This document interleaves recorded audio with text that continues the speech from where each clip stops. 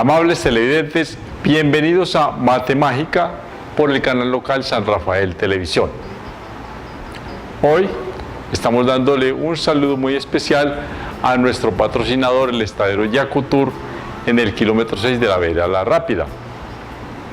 Vamos a leer la frase alusiva al quehacer matemático y científico. Recuerden que traemos una frase de Pitágoras. Dice: en la matemática reside el orden esencial del universo. Todo está formado de acuerdo con procedimientos matemáticos. Y hacemos una pregunta habitual que siempre tenemos al iniciar nuestro programa.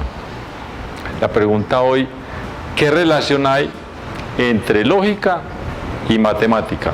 En algún programa ya muy antiguo, sí, eso sí lo reconozco, sí hablé algo sobre qué es la lógica, de los primeros programas que hicimos, sobre qué es la lógica. Hoy vamos a volver sobre ese tema y lo vamos a ampliar un poco más. ¿Qué relación hay entonces entre la lógica y la matemática? Nos vemos en unos segundos.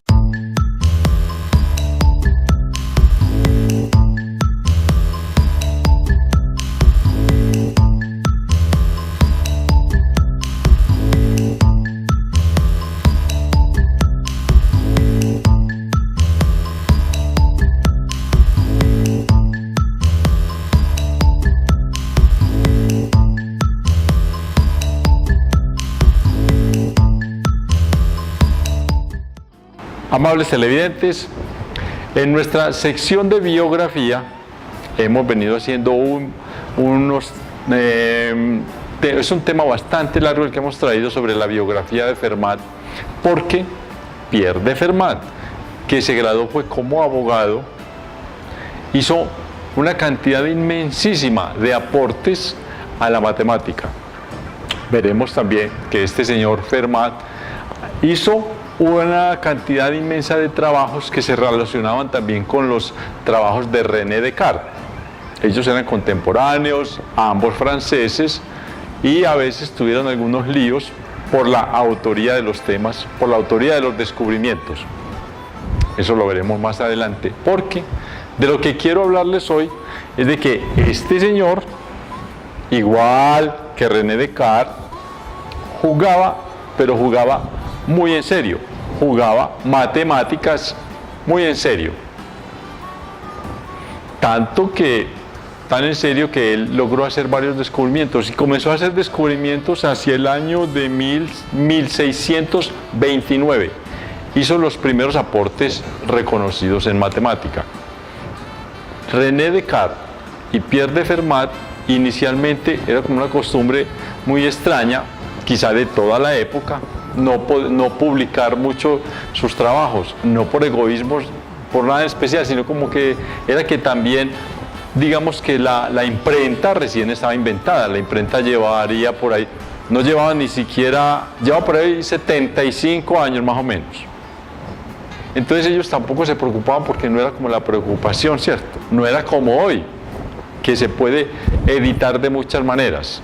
En esa época era más lento el proceso de editar los descubrimientos. Pero Pierre de Fermat logró, recuerdan, habíamos dicho que trabajó con teoría de números, que es un tema que no se trabajaba mucho durante muchas épocas, ¿cierto? Porque vimos en algún programa que los griegos, que eran la gente que había iniciado la matemática, trabajó con razones y proporciones, no tomaba exactamente las medidas, o cuando hacía los descubrimientos no lo hacía a través de medidas, sino a través de letras, no medidas concisas. El cuadrado mide 5 por 5, ellos decían, el cuadrado mide b por b, ¿cierto? Entonces Pierre de Fermat se dio cuenta que cuando se trabajaba con números concretos y se revisaba toda la lista de números, los naturales, los fraccionarios, había muchas relaciones también entre ellos. Se podrían hacer unas relaciones interesantísimas, y vimos en la teoría de números aquello de que los números impares acumulados daban como suma, esa acumulación, la suma, daba también una misma lista de los números cuadráticos, de los números elevados al cuadrado. Lo vimos ya. Él también hizo algunos adelantos en algo que se llamó teoría de la probabilidad. Algunos autores lo llaman probabilística. Probabilística, también queda bien, pero más esa palabra suena como muy ampulosa, muy rimbombante, entonces uno dice más bien tranquilamente, más sencillo, teoría de probabilidades. Y en la teoría de probabilidades trabajó también otro señor en esa misma rama de Fermat. Había otro científico físico, ¿sí? Filósofo, llamado Blaise Pascal, también francés. Este es un poco más reconocido en el mundo académico por los jóvenes estudiantes de la secundaria, más reconocido Blaise Pascal que Pierre de Fermat, porque Blaise Pascal hizo una gran cantidad de descubrimientos y aportaciones en óptica, también hizo aportaciones en los fluidos, cómo se mueven los fluidos. Entonces es más reconocido a través de la física que Pierre de Fermat a través de la matemática. Porque otro de los descubrimientos de Pierre de Fermat, que fue ayudar a mejorar el plano cartesiano, se le reconoce como si todo el trabajo lo hubiera hecho René Descartes, pero no fue así. Pierre de Fermat también hizo buenos aportes en ese tema. Yo les voy a poner un ejercicio. Cerramos aquí un momentico las cámaras mientras escribo aquí algo en el tablero y volvemos en unos cuantos segundos.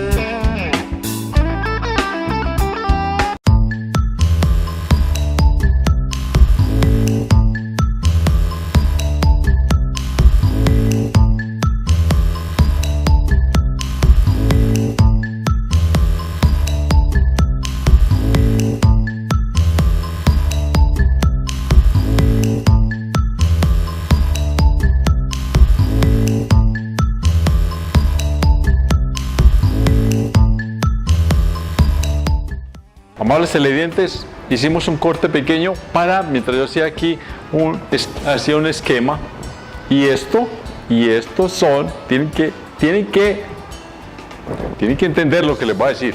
Estos son unas esferas de colores. Aquí hay 10 esferas azules, 10 y 5 esferas rojas en esta primera bolsa. El que no entienda lo que yo le quiero decir y el que no me lo acepte, se tiene que salir del juego. Esto que hay acá adentro más pequeño son esferas azules 10 y esferas rojas 5. ¿Listo? Metidas entre una bolsa.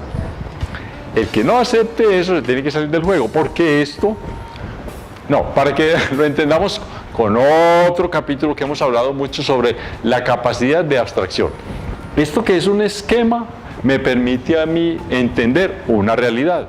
Aquí está el esquema y ustedes tienen que aceptar que hay 10 esferas azules y 5 rojas metidas entre una bolsa. ¿Listo? Eso es válido. Aunque lo que hay es un dibujo ahí todo loco, eso parece una célula, ¿cierto? No, esta vez no va a ser una célula, esto va a ser 10 esferas azules, 5 esferas rojas metidas entre una bolsa. Esto es con la intención de entender lo que llamamos la teoría de probabilidades. Les voy a dar unos ejercicios. Teoría de probabilidades es lo que decimos a veces en la astrología, que nos dicen, usted se va a ganar la lotería. Y por teoría de probabilidades, 500 personas que escuchan la radio, alguna de ellas se tiene que ganar la lotería, ¿cierto? Pero todos queremos que los 500 nos vamos a ganar la lotería. Las probabilidades sí entran acá. Alguno de esos 500 se puede ganar la lotería. Lo que les voy a decir es esto. Con estas esferas yo tengo la oportunidad de meter la mano entre la bolsa, sacar cada vez sacar nada más una sola esfera, ¿cierto? Entonces una sacada es meter la mano, sacar una esfera y ponerla a un lado. Una, cualquiera, ¿cierto? Vamos a hacerlo en otro color que no sea estos. Yo saco una cualquiera, no me importa, ¿cierto? Allá adentro quedan 14. Vuelvo, otra de las normas es otra sacada. Meter la mano, sacar otra de las esferas, otra. Listo. Es la pregunta de las probabilidades. Hay gente que tiene la capacidad de hacerlo muy rápido, de dar la respuesta muy rápido. Otros de pronto se demoran un poco más. Pero quiero que hagan el ejercicio hoy en sus casas. ¿Listo? La pregunta es, otros, si no lo hacen muy rápido, no hay problema, porque lo importante es encontrar la respuesta. Se demora más, hasta podemos hacer el juego de meter, ¿cierto?, esferas o cualquier otro objeto que se diferencien unos de otros para tener dos conjuntos diferentes, ¿cierto?, dos formas distintas. Pueden hacerlo y no hay necesidad de meterlo entre una bolsa. Pueden hacer. El que no sea capaz, ingéniese el experimento. La pregunta es, dentro, ¿en cuántas sacadas como máximo? ¿En cuántas sacadas como mínimo? Yo garantizo que tengo dos esferas del mismo color, ¿cierto? ¿En cuántas meter la mano y sacar una esfera? ¿Cuántas veces tengo que hacer eso? Tengo que hacer ese ejercicio para tener dos esferas del mismo color. ¿Listo? Eso sí está bien planteada la pregunta y no es muy difícil. Obtener dos esferas del mismo color sacando cada vez una sola esfera. Eso es en el primer ejercicio. En el segundo, entonces, tenemos, a ver qué color uso yo acá. Bueno, en el segundo tenemos un ejercicio similar, un poco más complicado. Tengo esferas del mismo color, 5, 5 y 5. 5 azules, 5 rojas, 5 verdes. Y la pregunta es, como máximo, yo puedo hacer lo mismo, meter la mano y sacar varias, meter la mano y sacar, meter la mano y sacar, meter la mano. Como máximo, ¿cuántas sacadas, cierto? ¿Cuántas sacadas se llamaría ese ejercicio? Meter la mano, sacar una bolsa, una esfera. ¿Cuántas sacadas necesito yo para tener una de cada color? Como máximo, ¿cierto? Yo tengo acá. A esa sí la podemos hacer, ¿cierto? Como máximo, yo necesito, bueno, no lo voy a hacer porque les doy demasiada pista. Yo saco una, la pongo, saco otra, la pongo, la saco otra, la pongo. Como máximo, ¿y cuántas sacadas? Yo garantizo, pues por el azar pueden ser cualquier cantidad de sacadas, pero como máximo, para yo tener una realidad firme, ¿cuántas sacadas máximas puedo hacer yo para tener una esfera de cada color? Al final yo saco aquí, para que tener una verde, una azul y una roja, como mínimo. Y aquí de pronto me quedan más, ¿cierto? Pero como mínimo, para que me quede una de cada color, ¿cuántas sacadas serían? Listo. Eso es teoría de las probabilidades. Muy importante, porque esto aquí es un juego. A uno cuando le dicen, hay una especie de escuela psicopedagógica de la matemática que dice que hay que jugar mucho para que los niños le cojan mucho cariño a la matemática. Yo sostengo que eso es mentira. Eso no sirve. ¿Sabe por qué? Yo sí lo voy a decir, porque esa es mi experiencia. Porque es que nos quedamos jugando y tanto juego no me permite a mí estructurar todo el andamiaje de la matemática. Porque yo juego una cosa, juego la otra, y puede que para un niño no sea problema jugar e interesarse después por la matemática. Pero independientemente de que juegue mucho o juegue poco, la matemática es una estructura un poquito difícil y jugando no se adquiere esa estructura. Esa es mi experiencia. Ya es una conclusión que he hecho durante muchos años de trabajo con niños en matemática. Lo digo esto porque aquí se ve muy delicioso, muy divertido y no pasa nada, ¿cierto? Y ya, ahí nos quedamos. Entonces yo saqué tantas como mínimo para tener 2 del mismo color. Después saqué tantas como máximo para tener 1 de cada color. Y ahí puedo quedarme. Ahí no entendí nada, absolutamente nada de la estructura matemática. Esto de la teoría de las probabilidades es importantísimo. Lo voy a tener que decir así, porque es asustador. Pues asustador porque a veces nos metemos en líos de que somos muy ecologistas, muy pacíficos, pero la realidad también hay que entenderla. Es muy importante la probabilística cuando se va a hacer una bomba atómica. Porque la bomba atómica, después de que estalle, y ojalá nunca estalle, porque se puede aplicar en otras cosas. La probabilística se estudia en muchas cosas, pero voy a poner uno que nos llame la atención, impactante, ¿sí o no? Explosivo. Porque yo puedo hacer uno para repartir un pollo. Sí, entonces probabilidades de que entre 500 personas, ¿a cuánto les tocaría pollo? Eso no nos ayuda mucho. Necesitamos una bien firme.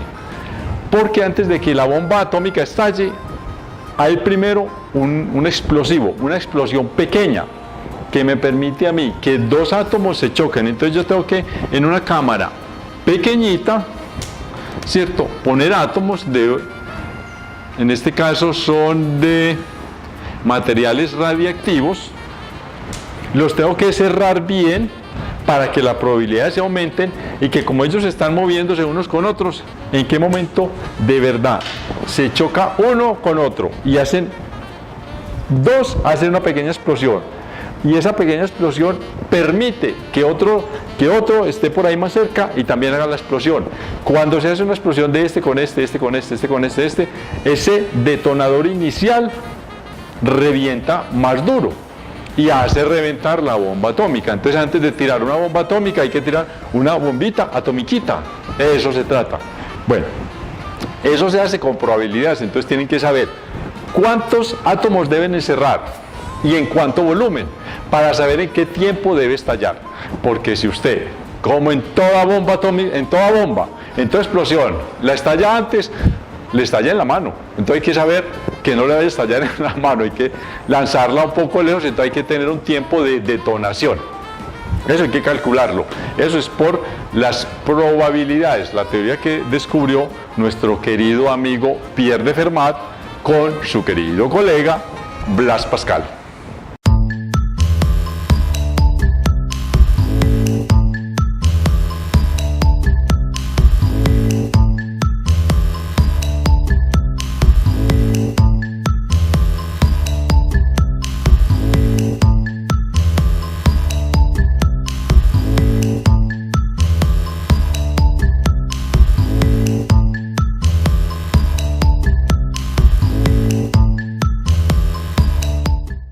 Amables televidentes, vamos a hacer una sección que tiene algo que ver con la historia, pero también mucho con la psicopedagogía.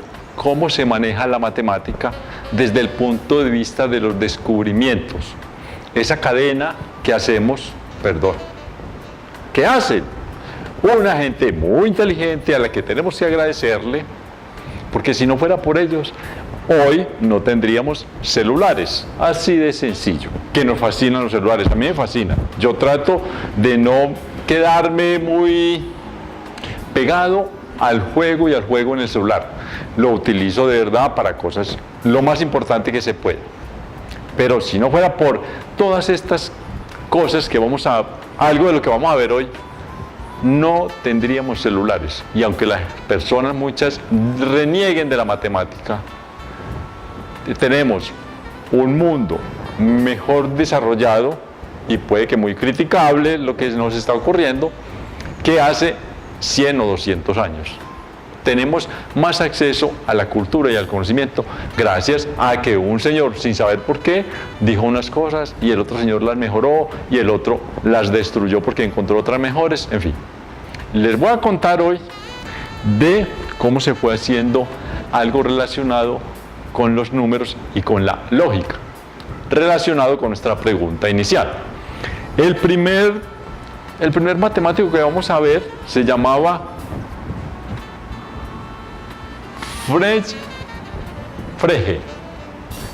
Vamos a leerlo así, Frege. Perdón, voy a ver la ortografía si lo escribí bien. Sí. Bueno, dije al revés. Este es el apellido. Ahora sí me ubiqué. Gottlieb Frege. Frege, no sé cómo se lee. Esto es en alemán. Él es alemán. Y este señor, cierto, sin que nadie le dijera póngase a trabajar en esto, nada de él, por puro entusiasmo con la matemática, se puso a estudiar las relaciones que había con los números. Hasta que un día descubrió que había una manera de ir más atrás, digamos, como un tema anterior a la computación, a la aritmética, digamos a la aritmética. La aritmética, uno cree que aritmética son las sumas, aritmética. Uno dice que aritmética son las sumas. No, aritmética, la suma, la resta, la multiplicación, la división, la raíz cuadrada, todo hasta la... ¿cierto? Todo el trabajo con números. Lo que pasa es que nos quedamos en esta parte, pero aritmética va mucho más allá. Álgebra, que tiene que ver con la aritmética, el problema del álgebra es que el álgebra trabaja con letras, reemplazando números. La aritmética casi siempre es solo números ahí, disponiéndose los unos con los otros. No indisponiéndose los unos contra los otros, no, disponiéndose los unos con los otros. Me salió un verso muy bonito de la matemática, muy social. Los números deben ser socialistas, ¿cierto? En fin. Él dijo, vea, todo este trabajo que hacemos con números, es muy posible que antes de eso haya un trabajo que sea de lógica. Porque yo puedo reemplazar todos los números, cada numerito, yo lo puedo ir reemplazar con una idea. Él dijo, primero están las ideas, antes, pues, ideas en todo, ¿cierto? En todo, pero en este momento nos vamos a ubicar solo en la matemática. Primero, antes de nosotros, la realidad es así, la humanidad primero entendió, antes que las ideas, entendió las operaciones numéricas, la aritmética, hablando pues en matemática. Pero fue Gottlieb Frege, alemán, el que se dio cuenta que, digamos que conceptualmente, antes de la aritmética, antes de los trabajos con los números, está la lógica. Hay ideas, y esas ideas se convierten en números. Y él empezó a trabajar cosas de ese asunto, a tratar de convertir todo lo que él veía, suma, resta, multiplicación, división, a través de algo que él ya medio entendía, que son los conjuntos, y ya los conjuntos ya son ideas, no números específicos. Entonces, esas ideas no son pues cualquier ocurrencia. Esta palabra a mí me gusta mucho, porque a veces las ocurrencias sirven y no sirven.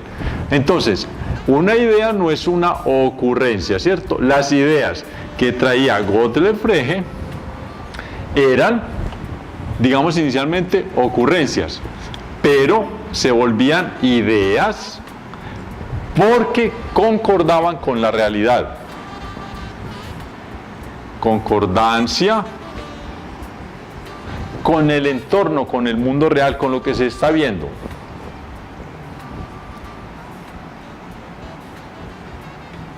Todas esas ideas que él iba teniendo, él las iba anotando, iba publicando. En esa época sí se publicaba mucho más. Él es por allá del siglo XIX. Gottlieb Frege es del siglo XIX, mediados del siglo XIX. Y él publicaba algunos asuntos, ya se podía publicar libros, bastante, mucha más que en la época de Pierre de Fermat, y entonces esas ideas que él fue expresando a través de teoría de conjuntos que todavía no estaba explícita, esa idea la retomó un italiano. Yo creo que aquí lo hemos mencionado, lo voy a escribir aquí. Creo que esta vez no sé escribir la ortografía en italiano. Giuseppe, eso equivale en el español al José, Giuseppe. Creo que se escribe así, con doble S y con doble P. Peano, este es el apellido. Y Giuseppe Peano descubrió algo que viene muy académico. Yo me lo sé, es muy académico. Voy a tratar de traérselos como en un sistema más sencillo a ustedes. Tiene que ver con la construcción de los conjuntos numéricos, ¿cierto? Para poder continuar, es decir, para continuar los teoremas y los descubrimientos de Gottlob Frege, Giuseppe Peano fue un poquito atrás, se dedicó a los números, como se venía trabajando la humanidad directamente con números, y hizo algo como esto. Él lo hizo solo para los números naturales, los que nos sirven para contar, pero esa idea se universaliza, digámoslo así, para otro tipo de conjuntos. Entonces, Giuseppe Peano lo que dijo fue algo así: existe un primer número al que llamaremos el número 1. ¿Cierto? Existe un primer número al que llamaremos 1. Bueno, sí es bueno que decirles esto. Esto se puede ampliar un poquitico más, un pasito más. Y hay otros autores que dicen, no, es que esto sirve empezándolo hasta inclusive en el número 0. Pero el número 0 no se considera un número natural. Entonces Giuseppe Peano sí empezó con el 1. Y otra gente más atrás, otros autores más atrás, en otra época posterior a la de Peano, dijeron, no, es que esto que dijo el señor Peano se puede aplicar empezando en el número 0. Vea, les digo esto que parece una tontería de irse un poquito más atrás para que vean lo que es el trabajo de la lógica. La lógica es una cosa un poquito difícil de armar, pero es lo que nos ayuda, lo que nos permite saber si las cosas están bien hechas. Entonces, el señor Peano dijo, vea, existe un número al que se llama 1, y ese número 1 tiene un número que se llama el número siguiente de 1. Eso parece tonterías, pero si esas cosas no se expresan así, la matemática y la lógica no se arman bien. Hay un número que se llama el siguiente de 1. A ese número, digamos a un número cualquiera, en este caso el 1, yo lo llamo también n, que quiere decir número, y en este caso número natural, pero él lo tomó solamente, Peano lo tomó como n, que quiere decir número. Existe un primer número que es el 1, a ese número yo lo puedo llamar n, y para hacer una cadena, ¿cierto? Yo necesito hacer una cadena de números, yo llamo, o a otro concepto lo voy a llamar n sub s. En los libros, es para que nos lo entendamos nosotros, en los libros va a aparecer algunas veces así como n asterisco, ¿sí? Yo reemplazo esto para que nos entendamos nosotros y digo que es n siguiente. ¿Y cómo se arma n siguiente? Yo le adiciono a n el 1, o sea, se lo sumo. Entonces yo tengo 1 y le sumo 1, y ahí me da el siguiente de 1, que es 2. Es una cosa, parece medianamente tonta, pero tan medianamente tonta que la humanidad se demoró miles de años para llegar a esta tontería. El que uno la ve, yo se lo digo a ustedes, ese señor es un tonto. Pero esa tontería es tan difícil, no es tan tonta, que nos demoramos. Peano es del siglo de finales del 18 y finales del 19 y principios del 20 siglos. Este señor Peano, imagínense, 2000 años después de Cristo y 2000 después de Jesucristo, y por ahí 8000 cuando empezaron los sumerios a contar. 9.000 años, 10.000 años, nos demoramos por ahí 10.000 años para entender esta tontería. Bueno, dice la formación de la cadena de los números naturales, que a cualquier número yo lo puedo volver, a cualquier número que obtenga como siguiente de n, yo lo puedo volver a llamar n, lo llamo otra vez n. Entonces tengo el 2, llegué al 2, lo llamo también a n, a ese 2 lo llamo n. ¿Y qué hago? Le sumo otra vez el número 1. La norma es siempre sumarle 1 a cualquier número que yo vaya obteniendo. En este caso, n más 1, n es el 2. 2 más 1 es igual a 3. Miren, aquí es donde está la lógica y donde está la matemática funcionando. Esto que dijo Peano, que yo lo estoy haciendo a ustedes de una manera no muy académica, pero si nos vamos a entender, esto que yo estoy haciendo acá es la lógica, haciendo que la matemática realmente funcione, así como lo dijo, como lo había vislumbrado, como lo había entendido Gottlieb Frege. Aquí viene también entonces parte de nuestra pregunta. ¿Cómo se relaciona? La respuesta a nuestra pregunta con este tema. Y vamos a continuar otro poco. ¿Cómo entonces, qué relación hay entre la matemática y la lógica? Y esto lo redacto yo de cuenta mía, de las experiencias que he tenido, de los libros que he leído, de lo que he estudiado, de lo que me he quemado las pestañas para venir a traerles a ustedes este hermoso programa llamado Matemágica. No es que uno sea muy inteligente, muchachos. Yo creo que ya les dije una vez a ustedes eso. Yo no es que sea muy inteligente, es que yo leí primero que ustedes. Vale. Cuando ustedes lean, entonces van a ser más inteligentes, ¿cierto? Le pueden chicanear a los nietos. Bueno. La relación que hay entonces entre la aritmética o bueno, llamémoslo a ver cómo lo vamos a llamar, entre la matemática operativa, o sea, la aritmética, realmente es aritmética. Cuando uno está en la universidad de aritmética, le enseñan matemática, se llama así en el pensum, aparece matemática operativa. Operar es trabajar con los números directamente, el 1, el 2, 5 cuartos menos 10, raíz cuadrada de 8, todo eso. ¿Cómo se relaciona con la lógica? Y entonces cuando uno está en el primer semestre, le enseñan estas dos. Una que se llama matemática operativa y otra que se llama matemáticas discretas. Yo no sé qué quiere decir matemáticas discretas todavía, pero es lógica. Yo lo entendí como lógica. A mí me decían lógica y yo iba a las clases de lógica y ahora se llama matemáticas discretas. Yo no he podido saber qué quieren decir y no he tenido tiempo de averiguarlo con eso de que matemáticas discretas. Es pura lógica. Hablaremos de eso porque la lógica se hace a través también de letras y de conceptos un poco enredados. Les voy a adelantar algo. Cuando uno tiene una frase, la que la llamamos la frase la llamamos P, de proposición, ¿cierto? O sea, una proposición es como una oración que afirma algo, ¿cierto? 5 es mayor que 2.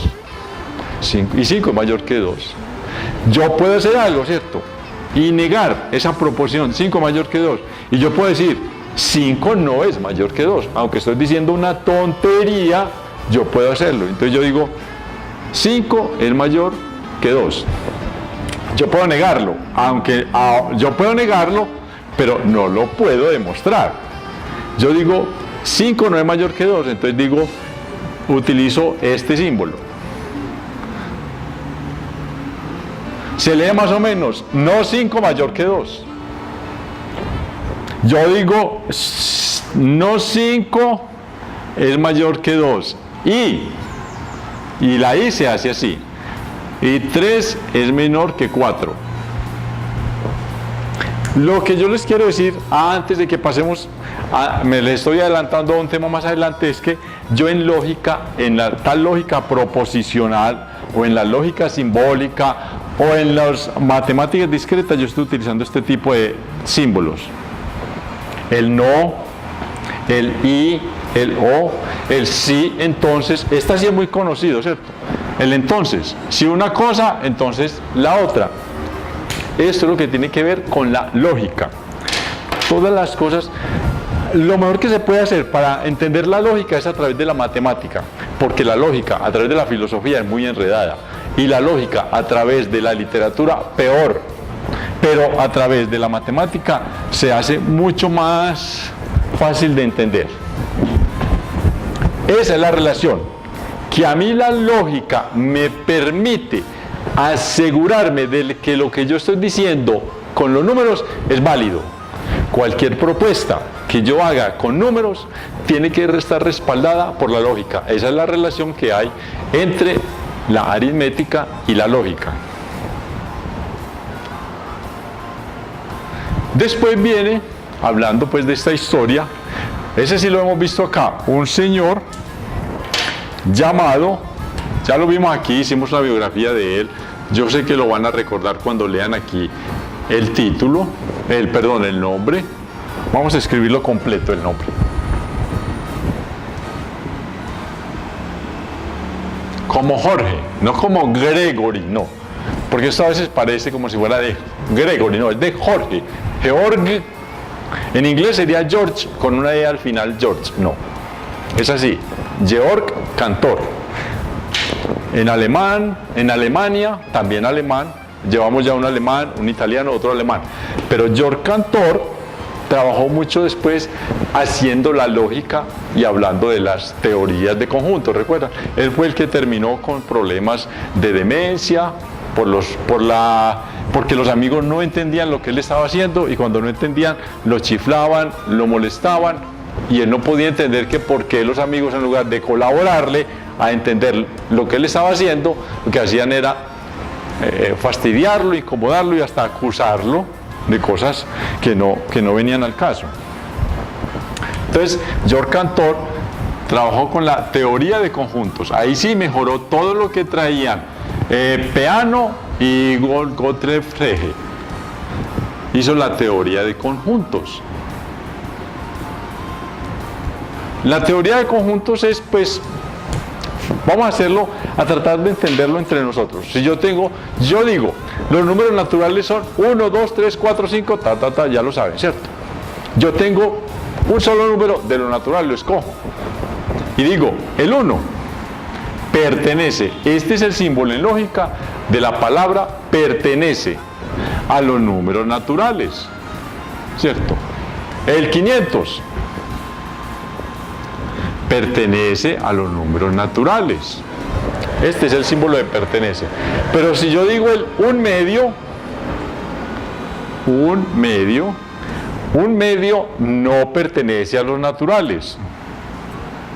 No pertenece a n.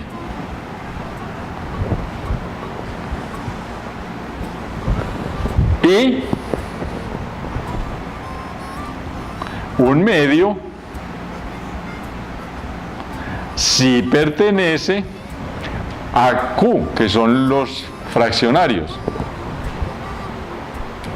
Y se lee así: un medio no pertenece a n y un medio pertenece a Q. Esto ya es la lógica. No me voy a extender mucho más, pero es tratar de acomodar que los conjuntos numéricos, cuando uno está iniciando la primaria, a uno le enseñan la teoría de conjuntos, lo inducen a entender la teoría de conjuntos a través de piedras, de frutas, de animales, ¿cierto? Pero en realidad lo más aplicable de la teoría de conjuntos no es tanto si los pescados son de una clase o de otra. Los pescados con escama son un conjunto, los pescados sin escama son otros. Los cetáceos no son pescados, no son peces, perdón. Los cetáceos no son peces. Los cetáceos, como la ballena, parecen peces, pero en realidad son mamíferos, no son peces. Entonces, ese tipo de cosas a uno se las van enseñando para ir metiéndolo en el mundo de la teoría de los conjuntos. Pero la teoría de conjuntos, donde se entiende bien y donde tiene propiedad y donde de verdad tiene firmeza, carácter y se disfruta, es en la lógica matemática. Después, dentro de la lógica, ¿cierto? Dentro de ese trabajo con lógica, viene un trabajo que ya está no tanto en el mundo de la matemática precisa, de la computación, si digo computación los enredo, porque ya vamos a utilizar una palabra similar, digamos a través de llamémoslo así, la matemática operativa. La matemática operativa, entonces dijimos, tiene que estar respaldada por la lógica para estar seguros de que lo que estamos diciendo es válido. Es válido. Siguiendo con la lógica y con otro tema que se sale un poco de la matemática operativa, que yo dije que no la podía llamar computacional, porque esto también se podría llamar de verdad computacional, porque ¿qué es la lógica? La matemática operativa. La matemática operativa es hacer cómputos, o sea, trabajos y operaciones con los números. Como estamos trabajando es un poco la lógica, llega y el ser humano se da cuenta de que dentro de otros ámbitos de trabajo y de conocimiento existe, ya lo habíamos dicho aquí, unas máquinas que nos sirven para ordenar ideas. Las calculadoras o las computadoras. Esas máquinas que nos sirven para ordenar ideas, recuerdan que la primera que se fabricó bien en forma, porque ha habido muchos modelos anteriores, ¿cierto? Siempre, miren, la historia de todos los descubrimientos, no es que aparezca un señor de un momento a otro que se le alumbró el bombillo. Esa es como la idea que nos meten en la cabeza porque no nos meten la historia, en todo, en la ciencia principalmente. Siempre hay un desarrollo lento, paulatino. Cuando empezamos a hablar sobre la computación, yo les dije que antes de Alan Turing, otro de los matemáticos importantes que fue Leibniz, había creado un medio mecánico para hacer operaciones, para hacer matemática operativa, o sea, para hacer cómputos. Después vino, recuerdan, los alemanes y construyeron una máquina que computaba algunos datos, ¿cierto? Servía para organizar algunas ideas, ordenar ideas, y se llamó Enigma, así en español. No es que lo hayan traducido. Los alemanes le dieron este nombre a esa máquina, Enigma, que sirvió para ellos, el ejército, las fuerzas del poder alemanas, la naval, el ejército y por supuesto el espionaje, utilizaron Enigma para enviarse mensajes, o sea, ideas, ordenar ideas. Que llegó después otro señor inglés llamado Alan Turing, del que también hicimos aquí una biografía, ideó una máquina para derrotar a Enigma. Y la máquina con que Alan Turing, que ayudó a construirla, él hizo la parte lógica y también hizo la parte electrónica. Se llamó Colossus en inglés. No estoy mal, me disculpan, es con doble S acá, creo. Ahí me disculpan ustedes la ortografía si la hago mala. Él hizo Colossus para derrotar a Enigma. Y todo esto que hacía Enigma no lo hacía solo con números. Por supuesto ahí estaba la matemática metida. Pero ese resultado de matemáticas y matemáticas terminaba presentando proposiciones, oraciones. Mañana atacaremos a Winston Churchill. Y entonces Enigma les decía a todos los que tenían, a todos los espionajes, a todos los espías que estaban encargados de ir a matar a Winston Churchill. Lo vamos a matar mañana. Hasta que llegó Colossus y dijo, no, a Winston Churchill no me lo matan, porque ese es un genio de la humanidad, a mí me lo respetan, dijo Alan Turing, a través de todos sus cálculos. Y ahí, para poder hacer esas cosas, Alan Turing tuvo que meter mucha matemática operativa, ¿cierto? Mucha aritmética, mucho cómputo, pongámoslo así. Y también tuvo que meter demasiada lógica. La gente que se vaya a especializar en ingeniería informática tiene que aprender, inclusive tiene que aprender más lógica que matemática operativa. Eso es un estudio bastante complicado, Pero bueno, lo que yo les he dicho, la matemática es complicada, pero los seres humanos somos muy retesos que somos capaces con eso. Que no nos vengan a asustar diciéndonos que es complicada, es que yo soy más guapo que esas complicaciones. Y entonces con eso nos salvamos de no estudiar matemática. Siguiendo con las ideas de la lógica, después recuerda que les mencioné aquí una palabra que tiene que ver con la computación y que a veces nos equivocamos mucho, que es la cibernética, ¿cierto? Que Kibernes con K. Kibernes es una palabra griega que significa algo así como el piloto, ¿cierto? El piloto del barco, el gobernante del barco, Kibernes, gobernante. De ahí viene también cibernética.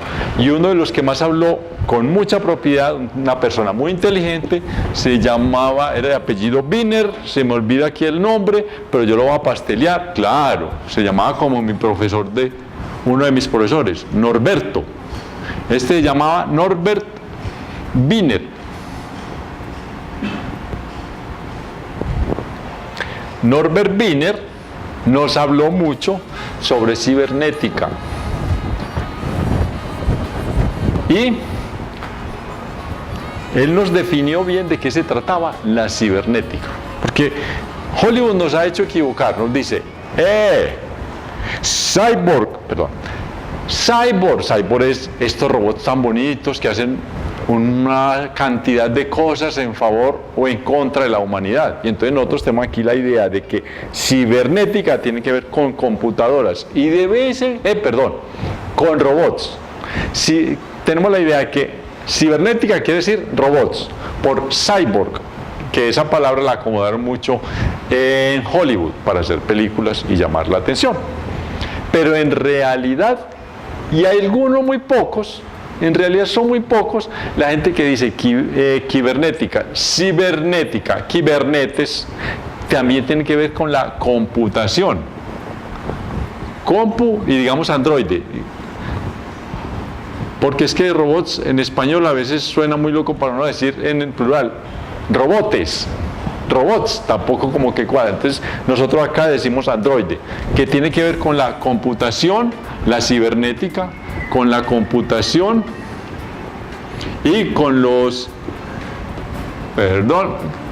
cibernética, que tiene que ver con la computación y con los androides. No solo eso, Norbert Wiener, un geniazo de la humanidad, nos ha enseñado que la cibernética es el estudio de los sistemas. Y cuando hablan de sistemas, no es la ingeniería de sistemas que se dedica a la computación. Cuando hablan de sistemas es de grupos, de entes, ¿sí? Conjuntos de entes que están ordenando su mundo. Y como los seres humanos que estamos desordenando nuestro mundo, ¿cierto? Eso también entra dentro de la cibernética.